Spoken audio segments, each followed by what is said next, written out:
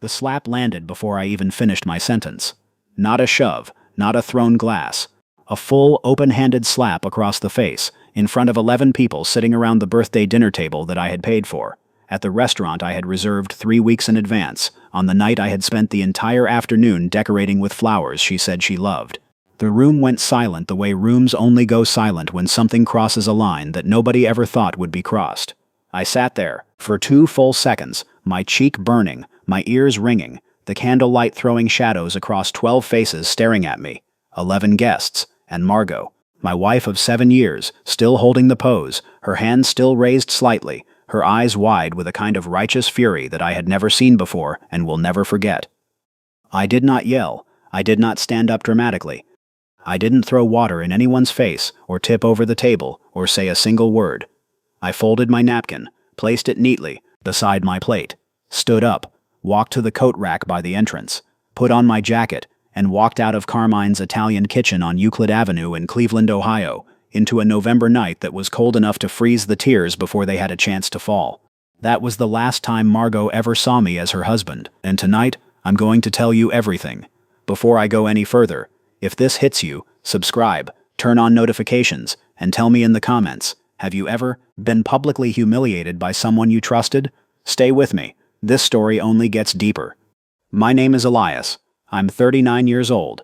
I'm a civil engineer, and for most of my adult life, I was the kind of man who believed that quiet dedication was its own reward. I grew up in Findlay, Ohio, a town of about 40,000 people halfway between Columbus and Toledo, the kind of place where everybody still knows your family name, where your high school football jersey gets hung in the gymnasium for 15 years, and where people ask about your father before they ask about you. My father, Gerald, was a structural engineer, a careful man, a quiet man, a man who believed that the way you built a bridge was the same way you built a life, with patience, with precision, with the understanding that the load you carry determines the material you use. He died of a heart attack when I was 24. I was in my second year of graduate school at Ohio State. I drove home the same night I got the call, and I've spent every year since then trying to be the kind of man he was. I moved to Columbus after I finished my degree, got a job with a mid-sized civil engineering firm, Harlow & Associates, doing highway drainage design. Boring work, the kind of work where nobody notices what you've done unless something goes wrong, which meant if you were good at your job, you were essentially invisible. I was good at my job. I met Margot at a work event in 2013. She was there with a colleague who was a mutual connection. She was 31, sharp, immediately funny in the way that disarms you completely before you realize you've lowered your guard. She worked in healthcare marketing, had an apartment near Short North, and had opinions about everything: restaurants, films, the correct way to pack a carry-on suitcase, whether it was ever acceptable to put ketchup on scrambled eggs. She was alive in a way that made rooms feel brighter when she entered them. I fell completely in love with her in about 3 weeks. We were married 2 years later in a small ceremony at a vineyard outside of Columbus. 40 people. Her parents, her sister, some college friends, my mother, my brother Nate, a handful of close friends from work. It was a good day. One of the best days I remember. The first few years were genuinely happy. We bought a house in Worthington, a 1970s colonial with a finished basement and a backyard that backed up to a creek. I renovated the kitchen myself over the course of a summer, pulling up the old linoleum, replacing the cabinets, retealing the backsplash. Margot would bring me coffee and stand in the doorway and tell me she couldn't believe she'd married someone who actually knew how to do things with his hands. I believed we were building something. The cracks started so slowly that I mistook them for normal settling. That's the thing about structural damage. If you don't know what you're looking at, you can watch a foundation shift for years and convince yourself it's nothing. Margot started working longer hours around year 3. Not unusual. Her company was growing. She'd been promoted. I was proud of her. I picked up more of the housework, more of the cooking, more of the calendar management. I thought that was what partnership looked like. Then came the social world that slowly, deliberately excluded me. Margot had a group of friends, women mostly, a few couples, who had grown up with money, in a way that I had not. Private schools, family beach houses, the kind of casual wealth that doesn't announce itself, but is woven into every reference, every plan, every assumption about what a weekend should look like. Her best friend was a woman named Brianna, married to a hedge fund manager who owned a condo in Aspen, and mentioned it in casual conversation the way other people mention what they had for lunch. I didn't fit in that world. I knew it, and I think Margot knew it too, but for a long time she pretended it didn't matter. By year 5, it mattered. She started making comments, small ones, the kind that come with a smile that makes you wonder if you're being too sensitive. Elias wore a sport coat to the fundraiser that wasn't quite right for the event. Elias told a story that went on a little too long. Elias doesn't really know that much about wine.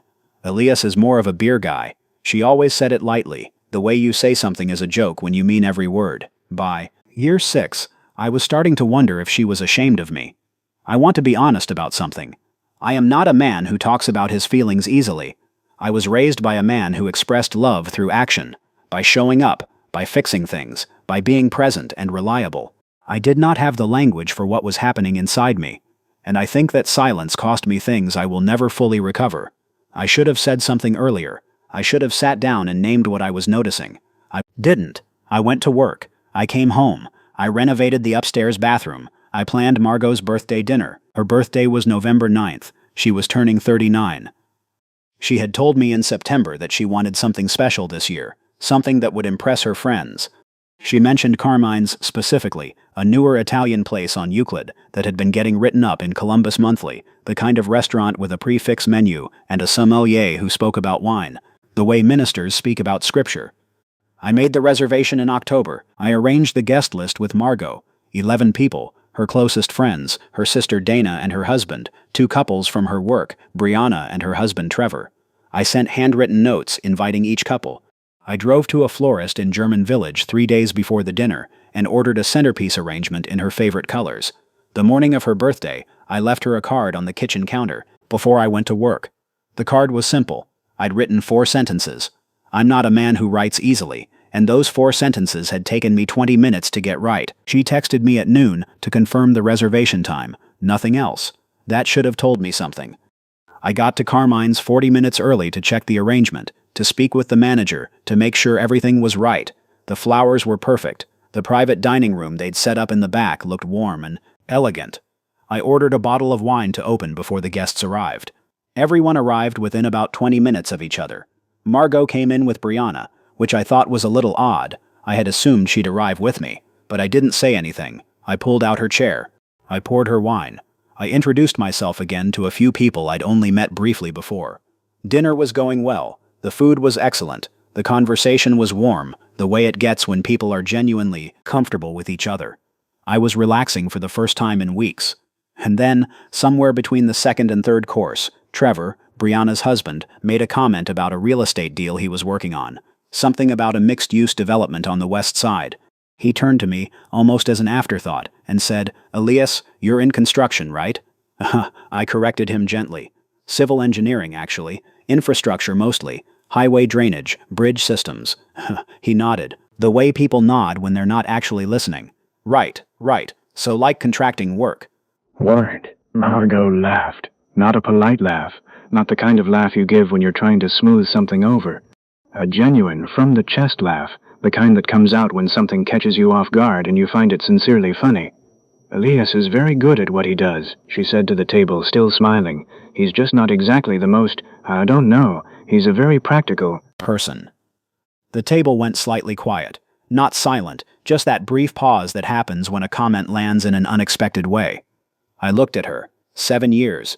I looked at my wife of 7 years, at the table I had arranged, on the birthday I had planned, and I said, very calmly, "Margot, that's not a very kind thing to say." The silence that followed that was different, longer. Her expression shifted, and then she slapped me. Margot, Middelhoff, honey and unhamdananat. The Uber I called from the sidewalk outside Carmine's brought me home in 14 minutes. I remember watching the city move past the windows and thinking about load calculations. The way a structure fails not because of a single catastrophic event, but because of accumulated stress that reaches the limit of what the material can bear. I had reached my limit. I did not cry. Not yet. I walked into the house, went upstairs to the bedroom and sat on the edge of the bed for approximately 3 minutes. Then I got up, pulled 2 suitcases out of the closet and started packing. I packed systematically, the way my father would have. Clothes, documents, the hard drive with my project files, my father's old drafting compass that I kept on my desk, a photograph of my mother and brother from Christmas 2 years ago, my laptop. I did not pack anything that was ours. I packed only what was mine. I was finished in 45 minutes. I called my brother Nate from the driveway. He lives in Dayton. He picked up on the second ring, and I told him what had happened, and he said, without any pause at all, "Come here tonight, right now. Don't go anywhere else." Wakanin. I drove to Dayton. Margot texted me 3 times while I was on I-70. I didn't read any of them until the next morning. The first said, "Where are you?" The second said, "I'm sorry, I lost my temper, we can talk." The third said, "Elias, please come home so we can discuss this like adults." I read them sitting at Nate's kitchen table with a cup of coffee at 7 in the morning, and then I put my phone face down on the table and told Nate everything. All of it. Not just the slap, but the years that had led to it, the comments, the embarrassment, the way I had watched myself become smaller and smaller in my own marriage until I was barely a supporting character in my wife's social life. Nate is 3 years older than me. He has 2 kids and a wife who coaches middle school soccer, and he restores vintage motorcycles in his garage on weekends. He is the least complicated person I know. He listened to everything I said without interrupting, and then he said, "You know you're not going back, right?" I knew. Hired an attorney in Columbus the following week. A woman named Sandra Park, referred to me by a colleague. She was efficient, direct, no drama. When I explained the situation, she asked me one question. "Do you want to negotiate, or do you want out?" I said I wanted out cleanly. She said she could do that. The divorce took 9 months. Margot pushed back on the house. There were things I was legally entitled to that I simply let go because I did not want the years it would take to fight for them. I left Columbus with my engineering license, my savings, my father's drafting compass, and a clarity I hadn't felt in years. I transferred to a position with a larger infrastructure firm based in Pittsburgh, HDR Engineering. Serious work. I was brought in on a bridge rehabilitation project on Interstate 376 over the Monongahela River. It was exactly the kind of work my father would have respected. Complex load analysis, historic structure with updated performance requirements. The kind of project where you show up every morning knowing that what you're doing matters even if nobody outside the industry will ever know your name. I rented an apartment in Lawrenceville, the kind of neighborhood in Pittsburgh that has actual character. Old brick buildings, good coffee shops, people who actually talk to each other on the street. I ran along the river in the mornings. I cooked my own food. I went to work early and stayed late, and came home to a quiet that felt like freedom instead of loneliness. In the first year, I barely existed socially, and that was fine. I needed the silence to rebuild. Year 2, I started going to a weekly poker game at a colleague's house. Just 6 guys, $20 buy-in, genuinely bad food, genuinely good conversation. One of those men was a structural engineer named Owen Page, who had grown up in Pittsburgh and knew every contractor and developer in western Pennsylvania by first name. Owen became one of the best friends I have ever had. He is the kind of person who makes you remember what it feels like to be known. In year 3, I started consulting on projects outside HDR. Owen had introduced me to a developer named Bruce Whitfield who was doing mid-rise residential work in East Liberty and needed someone who understood both the structural and drainage side of things. I did 2 projects for Bruce. Both went well. Bruce introduced me to his investor group. The investor group met quarterly at a private dinner at a club in Shadyside. 12 to 15 people, mostly business owners and commercial real estate developers, the occasional attorney or fund manager. They shared deal flow, discussed projects, vetted each other's opportunities. It was not a formal club. It had no name. It was just a group of people who had built things and trusted each other. I had been attending for about 8 months when Bruce mentioned that the group was expanding to a second chapter in Findlay, Ohio, my hometown. He said they were planning a launch dinner there in late spring and invited me to attend as part of the Pittsburgh contingent. I had not been back to Findlay in 4 years. I said yes without hesitating. My mother still lived there, my Aunt Patricia was still there, and honestly, some part of me wanted to see what it felt like to return as someone different from the person who had left. I drove to Findlay on a Thursday morning in May. I stopped at my mother's house first. She lives on a quiet street near Riverside Park, the same house where Nate and I grew up, though she's painted the front door a deep blue since my father died and planted the kind of garden along the front walk that my father always said he'd get to eventually. She made coffee, and we sat on the back porch for 2 hours, and she asked me careful questions about my life in Pittsburgh, and I told her the truth about how good it had become.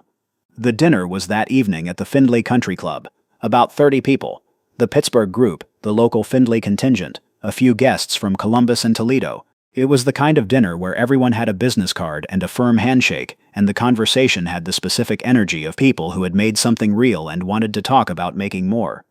I was in the middle of a conversation about infrastructure, investment in secondary markets when my phone buzzed with a call from a number I didn't recognize, Columbus area code.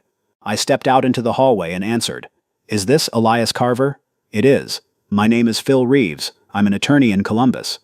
I'm calling because I represent a party in an estate matter and your name has come up in connection with some documents we're reviewing." He paused. "This is a sensitive call, and I want to be careful with how I deliver some information. Are you somewhere you can speak privately?" I told him I was. "Mr. Carver," he said, "I need to inform you that your former wife, Margot, passed away 6 days ago. Mr. Plumtistidastigonas Stiwambus." The hallway of the Findlay Country Club is decorated with photos of its members going back to the 1940s. Row after row of serious Ohio faces in formal portraits. I stood there looking at none of them, my hand against the wall, listening to Phil Reeves explain what had happened to the woman I had once loved more than anything in my life. Margot had been diagnosed with an aggressive form of ovarian cancer 14 months earlier. She had not told many people. She had kept working as long as she could, then stopped. She had moved in with her sister Dana and Dana's husband about 4 months before she died. She passed away quietly, in hospice, at 43 years old. Phil Reeves told me something else. In the weeks before she died, Margot had written letters, several of them. One was for her sister, one was for her closest friends, and one was for me. He told me a package had been mailed to my mother's address in Findlay, at Margot's instruction, because she did not have my current Pittsburgh address. My mother had received it 2 days ago. She hadn't told me because she didn't know whether Margot had told me about the illness, and she hadn't wanted to cause me pain at an event she knew was important to me. I thanked Phil Reeves for the call. I went back into the dining room and told Bruce the first needed to leave early. I shook hands with the people I had met. I drove to my mother's house. She was still awake. She had the package on the kitchen table. She held my hand while I opened it. Inside was a single handwritten letter. 7 pages on plain white paper, front and back, in Margot's handwriting that I would have recognized anywhere. I am not going to read you every word of it. Some of it is mine to keep, but I will tell you what she said. She told me she had spent the 2 years, after our divorce in therapy, working with a psychologist in Columbus, trying to understand what she had done and why she had done it. She had come to understand, through that work, that her behavior in the last years of our marriage had been a kind of performance. Not for me, but for Brianna and her world, a world that Margot had been trying to belong to since college and had never quite succeeded in. She had been ashamed, she wrote, not of me, but of her own insecurity, and she had taken that shame and aimed it at the one person who had never given her any reason to feel it. She wrote about the slap, directly. She called it the worst thing she had ever done. She said that she had never, in her life, felt more humiliated than in the moment after her hand came down, not because of who was watching, but because of the look on my face. She said I had looked at her the way you look at something you finally understand. She said she had tried to find a way to reach out to me for 3 years but couldn't bring herself to do it. That she was glad I had built something good in Pittsburgh because she had asked Dana to find out, gently, through mutual connections, and had heard that I was working on serious projects and had good people in my life. She said she was sorry. Not in the way people say sorry when they want something in return. In the way people say it when they have nothing left to gain, and the only thing left to give is the truth. And then she told me something I did not know. She told me that in the months after the divorce, she had pulled away from Brianna and that entire social world, that she had found it increasingly difficult to be around people whose approval she had bent herself into shapes to earn. She had started spending time differently, volunteering at Nationwide Children's Hospital in Columbus, doing administrative work in their development office. She had found a purpose there that she described as the first real thing she had done in years. She said she had died knowing she was loved by people who knew who she actually was. And she said she hoped that wherever I was the same. I sat in my mother's kitchen for a long time after I finished reading. My mother made more coffee and put a plate of food in front of me that I didn't eat.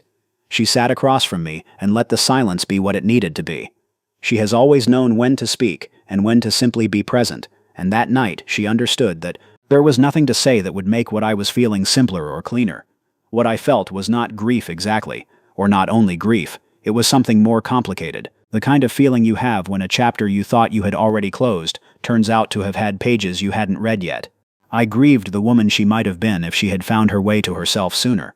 I grieved the years in our marriage when I had been slowly disappearing and hadn't known how to stop it. I grieved the fact that the apology that should have come in that Carmine's parking lot on a November night 7 years ago arrived instead in an envelope in my mother's kitchen. Too late for anything to be repaired, only acknowledged. But I also felt something that surprised me. I felt grateful. Not grateful that she was gone. Not grateful for any of the pain. But grateful that she had done the work. That she had sat in a therapist's office and looked at herself honestly and named what she had done. That she had written 7 pages in her own handwriting and arranged for them to reach me because she wanted the truth to exist somewhere between us before she ran out of time. That takes courage. A kind of courage I'm not sure I fully appreciated until I sat with those pages in my hands. People are complicated. That is not a comfort. It is just true. The woman who slapped me was real. The woman who wrote those 7 pages was also real. They were the same woman, and I had loved her, and she had failed me, and she had known it, and she had not let herself die without saying so. I stayed in Findlay for 4 days. I had breakfast with my mother every morning. I drove past my old high school, past the park where my father used to take us fishing, past the parking lot of the hardware store where I had my first job at 15. I sat at the cemetery for a while with my hand on my father's headstone and told him about the bridge project and about Pittsburgh and about the dinner at the club and about Margot's letter. I do not know if he heard me. I believe that it mattered that I said it.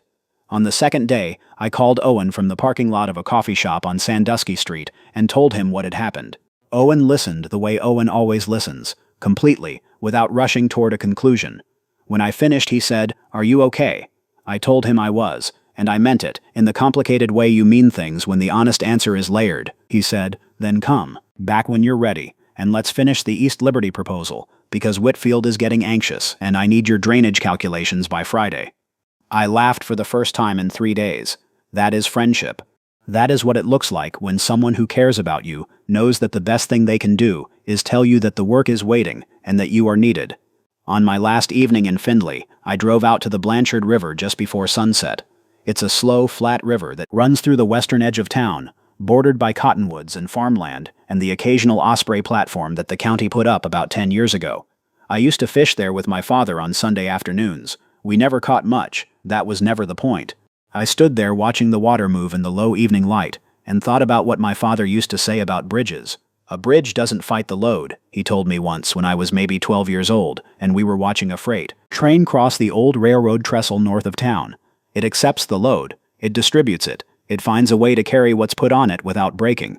The engineer's job is to make sure the structure knows how to do that. I thought about Margot. I thought about the 7 years we had built together and the night they ended. I thought about the letter and the apology that came too late to change anything, but early enough to change something. I thought about Pittsburgh and the bridge over the Monongahela and Owen and the quiet apartment in Lawrenceville and the poker game and the investor dinner and the drive home to Findlay and my mother's kitchen table. I thought about my father's drafting compass, which was sitting in my bag in the trunk of my car, which I carried everywhere I went, not because I needed it, but because I needed to know it was there. The load of a life, what you accept, what you distribute, what you find a way to carry. I was not broken. I had never been broken. I had bent, the way good structural material bends, and I had found my way back to my true shape. What in Bingens and Imdari noun? I got there in the early afternoon, parked on my street in Lawrenceville, carried my bag up to my apartment, made a pot of coffee, and sat at my kitchen table with Owen's notes on the East Liberty proposal and got back to work. What in Bingund? That week I finished the drainage calculations. The proposal went in Thursday. Bruce accepted it Friday. 3 thonum forward in the end. Months later, ground broke on the East Liberty development. It is, as of today, the largest residential project I have been personally responsible for from foundation design through site drainage. When it's finished, somewhere between 300 and 400 people will live in that building. They will never know my name. They will not know that the engineer who designed the drainage system once packed a suitcase at midnight and drove to his brother's house in Dayton because he could no longer bear the weight of a life that was making him disappear. They will just live there, safely, in a structure designed to carry its load. That is enough for me. That is more than enough. I still have Margot's letter. It is in the same cedar box where I keep my father's drafting compass, and the photograph of my mother and brother and a few other things that matter in ways I don't always have language for. I have read it twice since that first night. I do not think I will read it many more times, Not because it is painful, but because I have already taken what it gave me, and I do not need to go back to it the way you do not need to return to the place where you learned to walk. I forgave her, not for her sake, she was already gone, for mine. Because my father taught me that you do not leave unnecessary load on a structure. You distribute it, you let it pass through. I am 39 years old. I am a civil engineer living in Pittsburgh, Pennsylvania, working on projects that matter, surrounded by people I trust. I am not the man who sat in a restaurant on Euclid Avenue trying to say the right thing to someone who had already stopped listening. I am not the man who drove to Dayton at midnight wondering where everything went wrong. I am the man who packed his things and vanished and built something real from what was left. And if there is anything I know, anything I want to say to whoever is sitting with this story right now, in whatever city, in whatever version of what I used to feel, it is this. The things that almost break you are also the things that show you exactly what you are made of. You do not discover your own strength when everything is going well. You discover it in the parking lot of a restaurant in November, with a burning cheek and a folded napkin and nowhere to go but forward. You are built for more than you have been given so far. Trust that. Do the work. Show up. The bridge holds. You know what hits me hardest about Elias's story? It wasn't the slap. It was the 7 years before it. The slow, quiet erosion of a man who kept showing up, kept building, kept loving, while someone slowly taught him to feel small. That's the real damage, not the moment everything breaks. The years you spent shrinking to fit a space that was never meant for you. If you're in that place right now, hear me, leaving is not losing. Sometimes walking out that door is the most powerful thing you will ever do. Elias didn't just survive, he became, and so can you.